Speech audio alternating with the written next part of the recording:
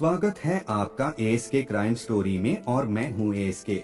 आज हम आपको 136 साल पीछे ले जाने वाले हैं और आपको एक ऐसे दरिंदे की कहानी से रूबरू कराने वाले हैं जिसने दरिंदगी की सारी हद पार कर दी। इंग्लैंड में रानी विक्टोरिया के शासन काल में एक ऐसा सीरियल किलर हुआ करता था जिसने कई महिलाओं को बड़ी बेदर्दी और बेरहमी से मौत के घाट उतार दिया था और इंग्लैंड की मीडिया ने इस कातिल को एक नाम भी दिया, जैक द रिपर। एक बेहद खतरनाक हत्यारा जो केवल नशे में धुत वेश्याओं को ही अपना शिकार बनाता था और यह अभी तक पता नहीं चल पाया है कि वह कौन था और क्यों करता था वेश्याओं की दर्दनाक हत्या। जैक द रिपर की कहानी सच्ची कहानी है और यह केस का खुलासा अभी तक नहीं हो पाया है।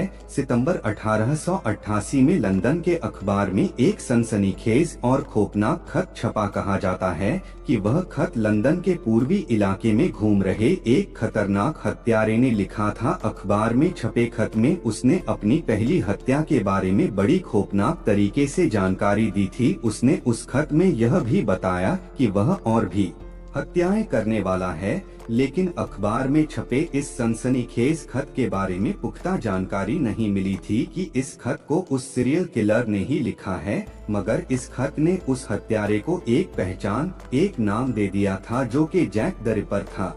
जैक द रिपर ने 5 हत्याएं की और खास बात यह थी कि सबकी जान एक ही खास तरीके से ली। कत्ल का तरीका उन 5 की गर्दन किसी तेज धार वाले हथियार से औरतों की गर्दन बड़ी बेदर्दी से काट दिया करता था। लंदन का व्हाइट चैपल इलाका वेश्याओं का गढ़ माना जाता था और सीरियल किलर जैक ने इसी इलाके में ज्यादातर हत्याओं को अंजाम दिया था। 31 अगस्त 1988 में जैक ने एक वेश्या को अपना पहला शिकार बनाया था, जिसको सीरियल किलर ने अपना पहला शिकार बनाया था। उसका नाम मेरी एन निकोलस थी। मेरी निकोलस का शव सुबह सुबह 2 कारोबारियों को मिला। एक कारोबारी ने बताया कि हम वहां गए और देखा कि एक औरत जमीन पर पड़ी हुई है। पहली बार दूर से देखने में पता नहीं चल रहा था कि वह नशे में धुत होकर पड़ी है या मर गई है।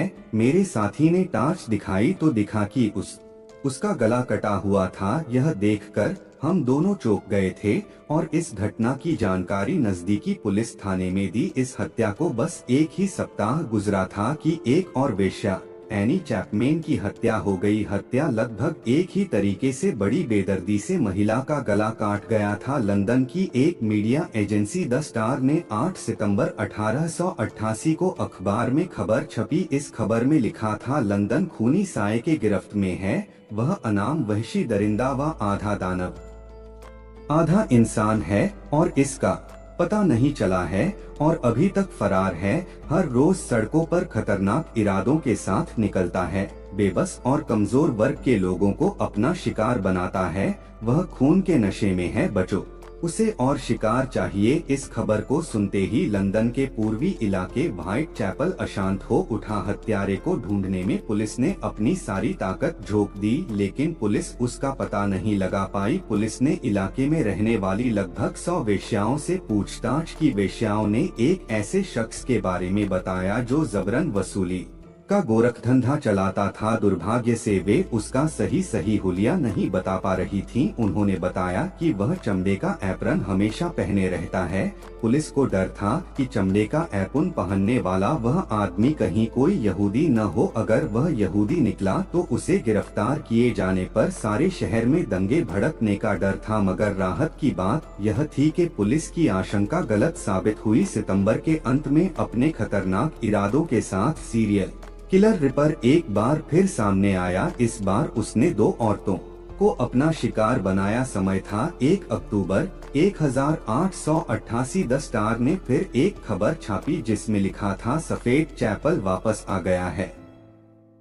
इस बार उसने 2 शिकार किए। ये हत्याएं रात के 1 बजे हुई हैं। इस बार भी हत्या गले को काट कर हत्या की गई थी। दोहरे हत्या की इस वारदात ने लंदन ही नहीं दुनिया भर में सनसनी फैला दी। ब्रिटेन ही नहीं दुनिया भर में यह खबर हेडलाइन बनी और सुर्खियों में छाई रही। लंदन के पूर्वी इलाके व्हाइट चैपल में घटना स्थल को देश भर से हजारों लोग वहां आए। यहाँ तक कि रानी विक्टोरिया भी यहाँ आने से खुद को रोक नहीं सकी। रानी विक्टोरिया चाहती थी कि यहाँ बड़ी संख्या में जासूसों को लगाया जाए। उन्होंने कई तरह के सवाल उठाए। पूर्वी इलाके में सावधानी बरतते हुए पुलिस की गश्त बढ़ा दी गई।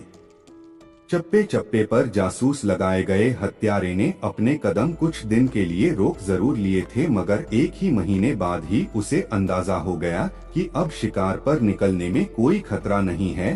तो फिर वह शिकार पर निकल गया। मेरी केली रिपर की सबसे कम उम्र की शिकार साबित हुई, जो कि 25 साल की थी। उसकी वह अकेली शिकार थी जिसे घर के भीतर मारा गया था। मेरी केली के मकान मालकिन ने बताया कि उसकी हालत देखकर लगता था कि यह काम किसी इंसान का नहीं बल्कि किसी हैवान का था। भले ही बाद में जैक द रिपर ने हत्याएं करनी बंद कर दी, मगर सवाल यह उठता है कि आखिर वह कौन था जिसने इतनी बेदर्दी से इतनी वेश्याओं की हत्या की, और आखिरकार वेश्याओं की ही हत्या क्यों की थी। तो यह थी जैक द रिपोर्ट अनसोल्व्ड केस, जो कि पूरी दुनिया में मशहूर है। अगर आपको हमारे द्वारा दी गई जानकारी पसंद आती है तो आप हमारे चैनल को सब्सक्राइब कर ले और बेल आइकन को दबा दें। और अगर वीडियो पसंद आया तो लाइक और शेयर करना ना भूले। फिर मिलेंगे आपसे अगले वीडियो में, तब तक के लिए धन्यवाद।